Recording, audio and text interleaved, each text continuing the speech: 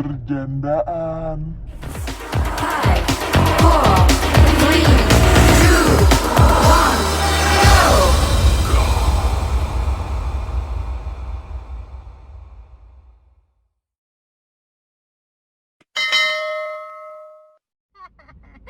Hai para single mom di luar sana, apa kabarnya semua?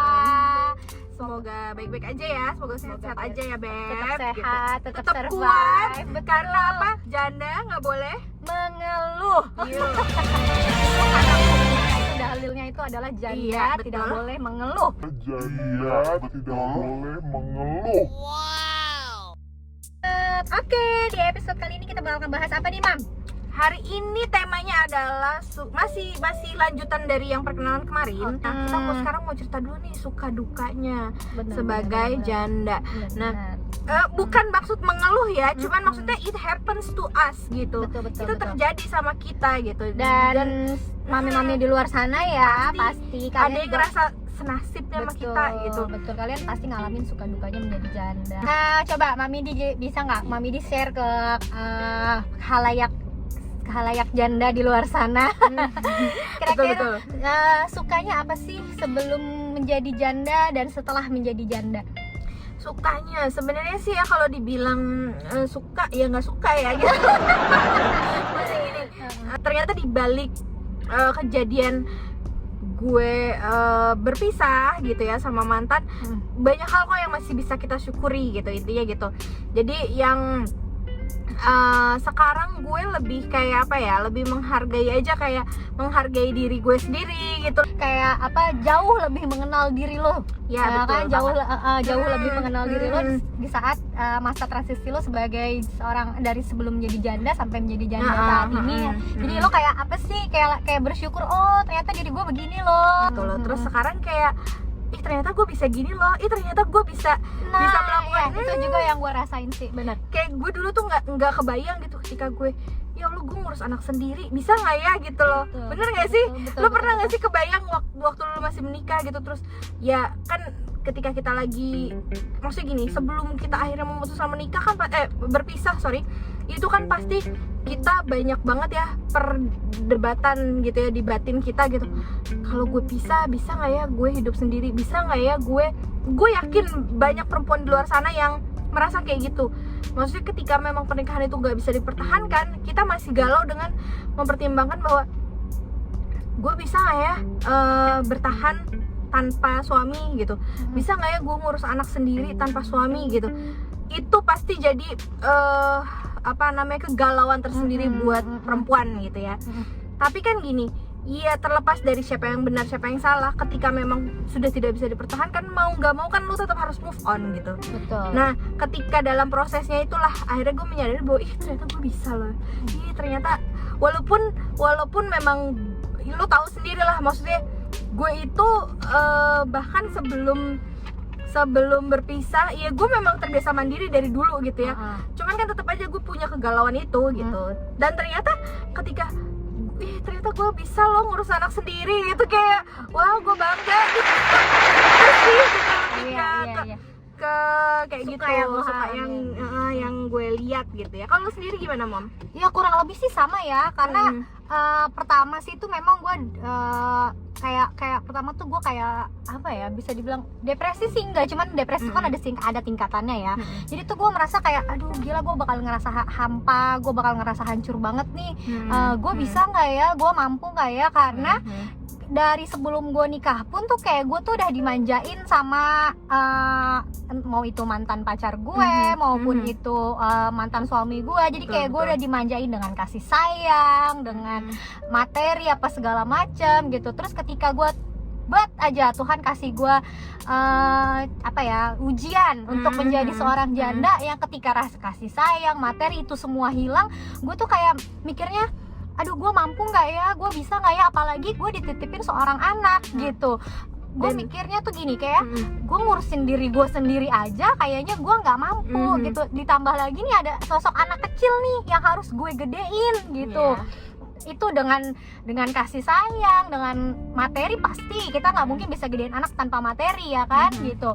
Dan di situ posisinya adalah gue nggak punya kerjaan, gue adalah seorang ibu rumah tangga. FYI ya guys, jadi sebelum kalau gue berpisah, gue kerja dari gue awal nikah pun gue kerja. Nah bedanya si Mami L ini itu dia ibu rumah tangga. Nah itu pasti galaunya lebih daripada bener gue gitu. Dan karena gue tau banget gitu. Gue tuh kayak apa ya, gue tuh kayak yang gue harus memulai segala sesuatu dari nol lagi gitu. Karena secara tidak langsung, bukan secara tidak langsung, karena setelah masa perpisahan gue sama mantan suami gue, semua keuangan itu harus gue yang handle. Semua keuangan itu harus gue yang handle. Dengan berbagai alasan yang nggak kita bisa sebutin di sini ya, semua keuangan untuk gue dan yang anak biasanya dikasih gitu ya, sekarang tuh gue harus menghandle itu sendiri. Kita berdua tuh gitu. Pada saat itu ketika suami gue meninggalkan gue sama dia berpisah, itu gue tuh kayak punya tabungan tuh cuma sedikit banget gitu loh. Gue tuh sampai yang kayak aduh ini nggak bakal mungkin buat gue bisa gedein anak gue dengan uang segini, mau minta sama orang tua. Dan kebetulan kan emang kita berdua tipenya bukan tipe orang yang mudah untuk minta sama orang tua. Ya even orang tua gue pasti bantu gitu, gitu. Tapi gue bukan tipe orang yang kayak gitu. Apalagi ini gue bawa anak gitu. Terus ya gue ngerasa kayak aduh gue gimana nih, gue ibu rumah tangga, gue harus gedein anak gitu.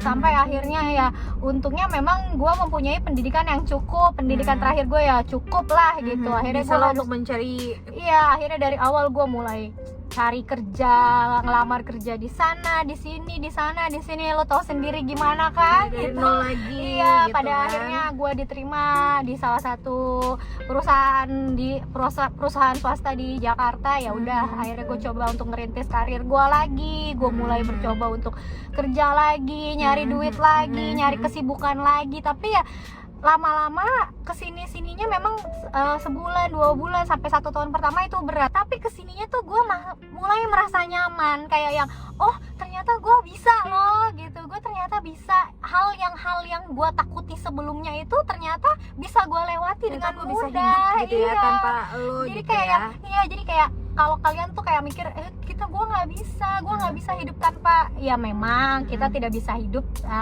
kita hidup itu butuh bantuan orang lain, apalagi pasangan kita perlu gitu. Tapi itu bukan akhir dari segalanya gitu, karena diri lo sendiri aja tuh bisa apa ya, mampu untuk berbuat yang melakukan hal yang di luar perkiraan lo gitu. Kadang kita nggak mengira kemampuan kita sendiri. Bener gitu. Itu dia. Dan itu banget, gue tuh kayak yang kesini-sini tuh gue mulai merasa happy dengan apa yang gue lakukan sekarang. Jadi gue mulai ternyata sukanya menjadi seorang janda saat ini yang gue rasakan adalah gue bisa memenuhi kebutuhan gue dan anak gue tanpa bantuan laki-laki. Itu udah nilai, itu udah kayak bangganya tuh beda ya betul, gitu. Itu adalah nilai lebih untuk seorang janda. Mereka tuh hebat banget emang, single mother di luar walaupun sana. kalau punya pilihan kita dinafkahi, kita tetap pilih dinafkahi ya Bu. Ya iyalah, secara kita Tetap lebih cuma milih dinafkahi loh kita. bener. Cuman sayang kita saat ini kita nggak punya pilihan Kita belum itu punya gitu. pilihan itu. Terus ya itu sukanya adalah gue jadi lebih tahu tentang diri gue, kapasitas gue tuh sampai di mana. Iya, terus gue tuh jadi kayak lebih mengenal diri gue lagi. Kalau yang kemarin gue bilang gue nggak bisa, gue nggak mampu, ternyata gue mampu. Tapi anyway, itu menurut lo hal baik atau enggak? Karena gini, ketika perempuan itu merasa bahwa gue bisa nih sendiri, gue sanggup nih hidup sendiri tanpa laki-laki, terus kemudian kita jadi kayak gue nggak pengen married lagi, gue nggak salah sih ketika seseorang memutuskan bahwa ya gue nggak mau married lagi, ya nggak salah juga gitu. Cuman maksudnya jadi apa ya, ibaratnya kita, menurut lo itu hal baik kayak ketika kita merasa kayak gue nggak butuh orang lain, gue nggak butuh laki-laki gitu. Kalau menurut gue tuh ya itu kayak dikembalikan lagi kepada ke diri orang itu. Nah, jadi memang ada beberapa orang yang memutuskan untuk yang gue bisa, gue mampu, jadi buat apa gue nikah lagi. Berarti kan secara tidak langsung dia sudah siap menerima diri dia yang tanpa pasangan gitu loh. Selama dia memang nyaman dengan itu silakan iya, ya benar berarti ya. banget. Jadi dia udah siap dengan segala keputusan dia, dengan segala sebab akibat yang dia miliki nantinya. Berarti dia sudah berani untuk mengambil resiko itu, apapun bentuknya. Nah, kalau kebetulan gue adalah Nah, lo sendiri gimana nih? kebetulan adalah gue tipe yang membuka pintu yang sangat lebar untuk para Artinya iya gitu. terbuka ya Gua untuk terbuka. sebuah hubungan pernikahan yang baru Benar, gitu. karena gue itu karena satu gue adalah gue tipe orang yang ya udah, maksudnya kalau memang ada pria baik yang pada akhirnya nanti mau bertanggung jawab dari sisi lahir dan batin dan mau menerima, tidak hanya mau menerima gue tapi mau menerima anak gue, ya kenapa enggak gitu.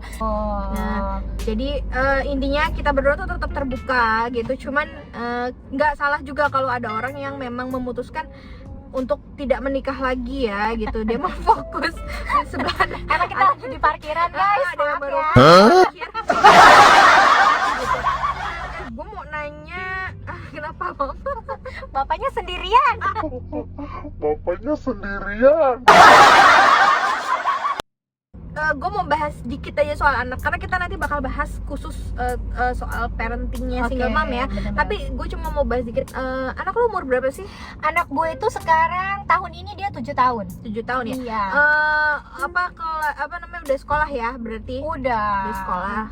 SD apa masih? Tahun iya. Belum 7 ya, belum 7. Jadi dia baru masih 6 sekian. Jadi tahun ini dia akan masuk SD. masih Ya Allah, kindergarten ya. Udah gede ya. Iya, Kalau Mami di? sama anak gue tuh sekarang mau masuk 8 tahun nanti. Sekarang udah kelas 2 SD tapi karena memang dia kecepatan sih sekolahnya Iya. gitu. Tapi nggak apa-apa. Nah sih, iya, Mbak. ngomong-ngomong soal suka duka nih yang terkait sama anak sebagai single mom gitu ya.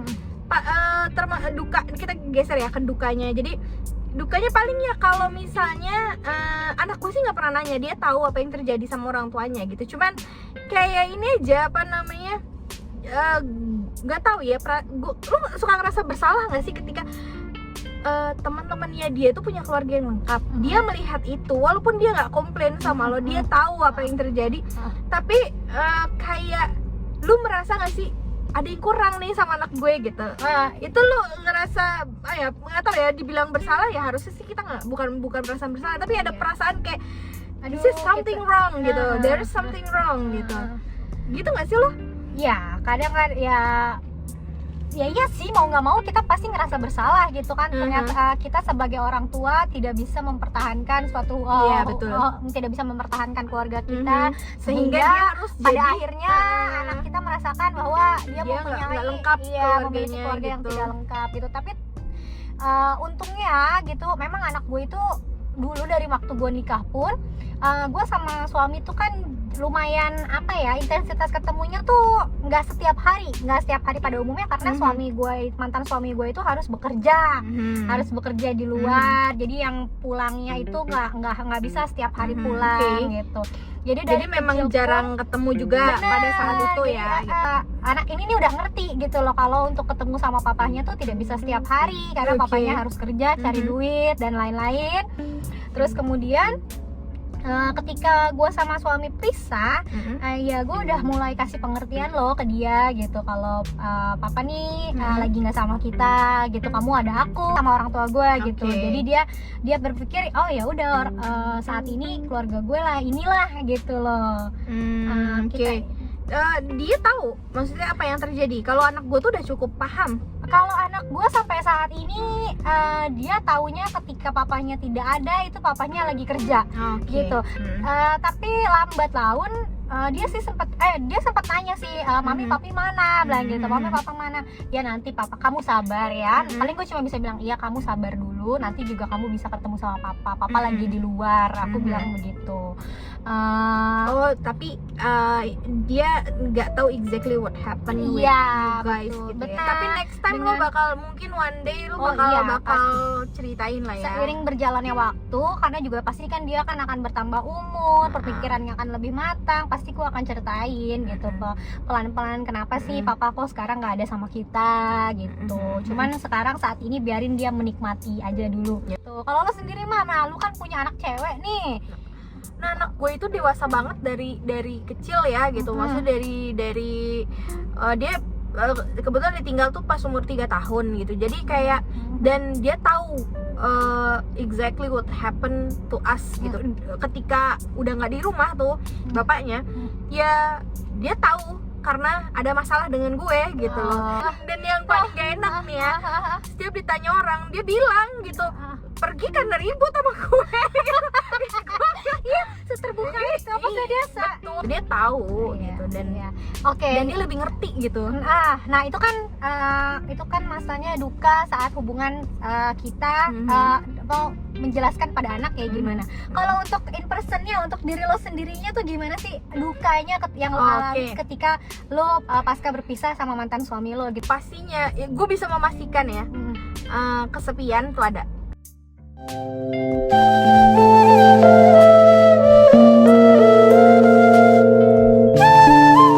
Lo mau cerita sama orang gitu, sama pasangan gitu kan, pasti inilah ya apa namanya, ada hal-hal yang hilang gitu. Betul. Maksudnya cerita masalah maksudnya gini, ketika lu kesel sama teman kerja lu kan lu nggak mungkin yang nyeritain ke orang lain yang kan kesannya jadi julid, kesannya jadi ngegosip gitu, ngegibah gitu. Tapi kan ketika lu punya pasangan, ya itu jatuhnya nggak ngegibah, lu cuma curhat aja gitu.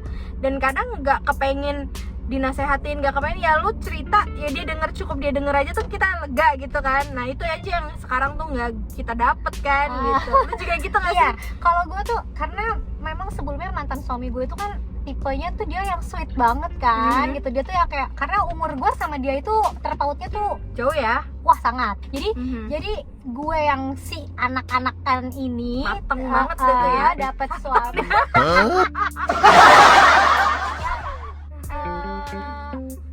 yang sematang itu gitu. Jadi dia tuh kayak yang manjain gue banget gitu. Jadi can handle you well ya. Bener, dan dia tuh sweet banget gitu. Jadi kayaknya itulah ya dukanya tuh yang kehilangan itu semua gue tuh gitu, harus sosok kehilangan itu gitu. treat yang selama ini dia kasih ke gue tuh harus hilang begini aja. Itu dan itu kita nggak bisa dapetin dari keluarga, maksudnya betul, beda dari gitu, keluarga, dari teman yang memang mereka pun kalau kita cerita mereka pun akan mendengarkan dengan tapi baik. feelnya beda. Tapi feelnya beda ketika nyamannya lo bercerita ke Tingkat orang kenyamanannya lain itu beda. sama nyamannya lo cerita ke pasangan gitu. Terus gue tuh kayak yang gue hampa banget, gue nggak bisa, Sempet ngerasa kosong gitu kan. Iya banget. Gue tuh Hatinya kayak yang kosong. gue tuh kayak yang kalau gue mandi di bawah shower tuh kayak yang aku harus gimana Tuhan. Ku menangis. Kayak yang kayak itu tuh bener-bener ya, bener gue ngerasain kayak gitu tuh. Terus tiba-tiba gue harus pisah jauh banget, dan gue ini kan orangnya kayak apa ya, bucin ya kalau sekarang tuh. Jadi ketika lu udah cinta sama satu orang, kayaknya seluruh pusaran dunia tuh tertuju pada dia gitu. Terus ketika ini hilang kayak gue dunia lu runtuh nggak sih? iya kayak gitu. Terus ya udah, gue tuh kayak yang aduh gimana, itu berbulan-bulan, bertahun-tahun, mungkin bisa dibilang kayak sampai sekarang. Karena kita masih single sampai saat ini, jadi memang belum ada yang Iya, menggantikan posisi itu gitu bener-bener ya. Kalaupun ada yang berhubungan gitu kan, kita tetap ya kalau misalnya bukan suami tuh ya nggak bisa gitu senyaman itu ceritanya gitu. Masih ada jaimnya lah, masih ada rasa nggak enak gitu kan kalau cerita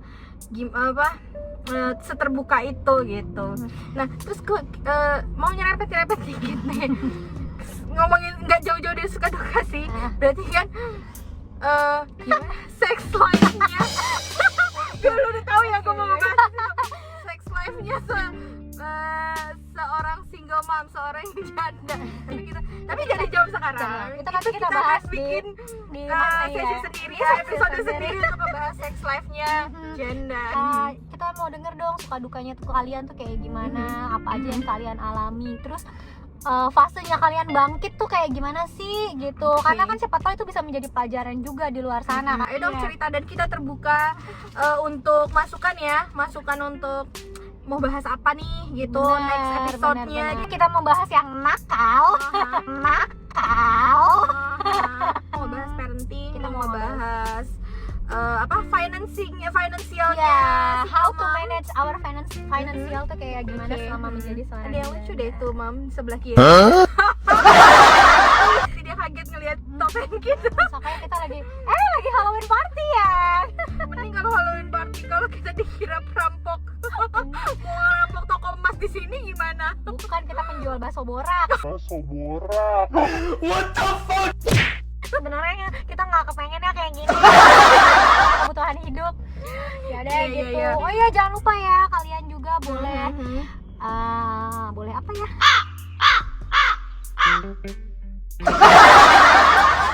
Yang penting gini, kalian boleh ngapain aja, yang penting kalian tetap nonton video kita sampai habis. Gak usah ditonton, Juga nggak ditungguin, apa-apa, yang ditinggal penting aja. di open terus ditinggal juga nggak apa-apa. Di subscribe juga, Iya betul. di komen, di likes ya, jangan lupa. Kita ketemu lagi Ketemu lagi di episode selanjutnya. Bye. Bye.